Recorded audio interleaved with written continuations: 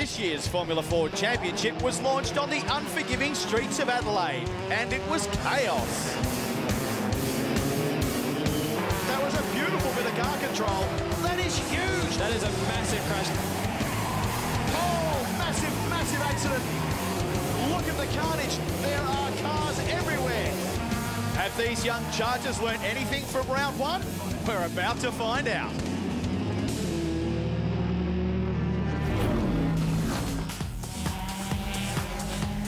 So from the streets of Adelaide, a track with serious consequences, the Formula 4 Championship comes to Winton Motor Raceway this weekend. Two-time Winton V8 Supercar winner Jason Bargwanna's with us today. And Bargs, these cars, this track, this category, pretty good mix. Look, Aaron, it's a great place to be around here in a Formula Ford. It's about the flow, it's about getting the rhythm right in the car. Don't overdrive the car. It's good to see these young guys going to beat it up around here and have some fun. The thing is, though, here, there's some concrete walls, not as many as Adelaide, and they're a bit further away, thank goodness. Well, we saw the young crop of Australian motor racing come through. A bit hot-headed in the helmet. There was action and plenty in Adelaide. Hopefully they've calmed down a little bit here and we'll get on some great racing. We're looking forward to this second round of the championship. Of course, round one supported the Clipsal 500. So to bring us up to speed ahead of this round is Kylie King. It was almost a case of last man standing takes the checkered flag when racing got out of control at round one in Adelaide.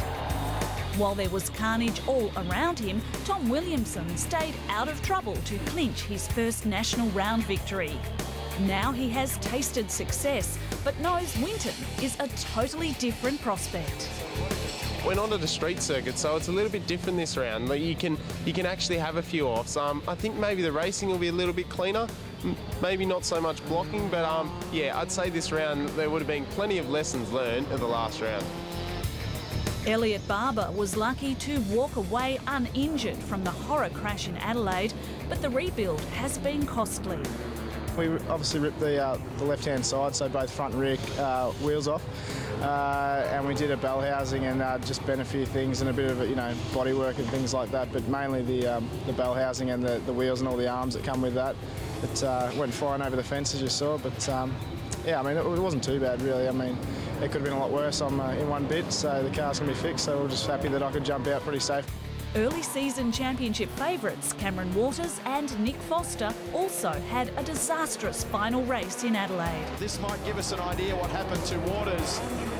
Just off to the right of screen, you can see the cars coming together, and that's car number 5. We don't know quite what's happened there, but we do know there's extensive damage there to the number 3 car. And there's Nick Foster. He was running second, so he's also had an issue in the background there.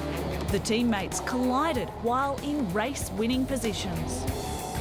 In that second race, it was a bit of mayhem. Unfortunately, me and Cam had quite a big gap on the field in first and second, and he came unstuck and hit the wall, bounced off the wall and tagged me. So, yeah, it's one of those things that happens, and we'll move on from there. We know we've got the car speed, so we'll see how we go this weekend. It was my fault. Like, I just were overdriving it a little bit. So I still learnt from that weekend, and we'll try not to do that again at all. While the two Sonic drivers will no doubt be fighting for the win again this weekend, their teammate Gary Jacobson could be the man to watch at this track. Based nearby in Shepparton, he regards Winton as home turf. I've tested here a fair bit and I'm really comfortable with my surroundings, so this weekend's all about getting some better results, and I'll aim for my first podium and hopefully I'll be able to show my friends what I can do. With a rush of blood that was on display in Adelaide, it remains to be seen whether these young drivers will take a more cautious approach to racing in round 2.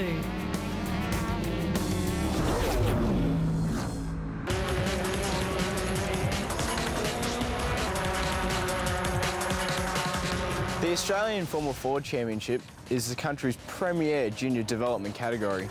That's because rules are in place to limit the car's running costs and create unison throughout the category, which ensures being successful comes down to driver ability. The car weighs only 495 kilos with the driver and is powered by a 1600cc Ford Fiesta engine that is designed for a car double the weight.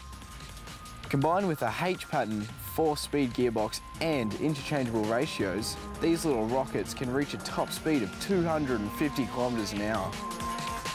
The suspension is a pushrod active dual damper system designed for maximum grip on the grooved Avon control tyre. If you're looking at getting a good Formula Ford, you can get a second-hander for around 50 grand, or a new car will set you back about 6 figures. With over 3/4 of the V8 Supercar drivers starting their careers in Formula Ford, you can be sure Australia's next star will be found right here. To Race 1 highlights now, and in his first race this year, Matthew Brabham scored pole in front of his 3 new Sonic teammates. So it's been a very long time since we've seen the name Brabham on pole position here in Australia, but Matt Brabham takes off from the line. It's a Sonic lockout of the first 2 rows. Jacobson's in second with Waters third and Nick Foster fourth. Will Matty Brabham make it through the first corner? He does indeed, with Jacobson in second. Well, not only was it Matty Brabham in the first corner, the whole field made it through the first corner nice and easy. After the costs of Adelaide, these guys have just calmed down a little bit, had a good think about it, and obviously they've made their way through these first few corners without too much of a problem. So obviously Matty Brabham there, he's starting to open up with a bit of a gap. Oh, we got one off. That's Andre Heimgartner, the New Zealand champion. Spoke a bit too early there, didn't I? So he's obviously made it back on the track without too much of a problem. Matthew Brabham out in front of Jacobson. Gary Jacobson was also putting in a stellar performance in front of his more fancied teammates. So Jacobson doing a great job. Obviously he's got Cameron Waters behind him there, as well as Nick Foster in the background. So the 4 Sonic cars at the front. Jacobson done a lot of testing here, knows the circuit, home track advantage, but I really see the Waters and Foster, those 2 guys are going to be championship contenders. If Jacobson can keep this form up though throughout today, it's a great effort by him. Well, while Jacobson's been defending, that's allowed Brabham to get a big margin. They're going to have a real job chasing him down. But there was no catching number 83. Well, here we go. It's the final lap. There's only a few corners to go. I know exactly how Matthew feels in that car. It's a few years since I won my first Formula Ford race. Mine was a wheel-banging match with Mark Webber and Jason Bright up at Lakeside.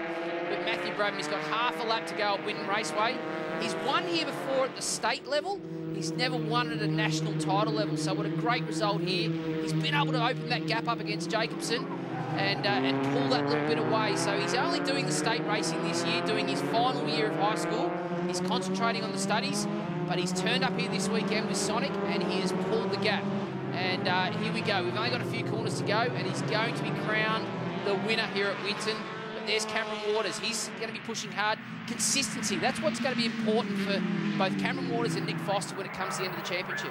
And coming into this round, or in fact any racing you'd imagine for any Brabham or anyone having the name Brabham, there's going to be a weight of expectation, isn't there? So he comes down to the final 2 corners, a little bit of a lock-up, so you can see he's still pushing, but the crowd is definitely on its feet.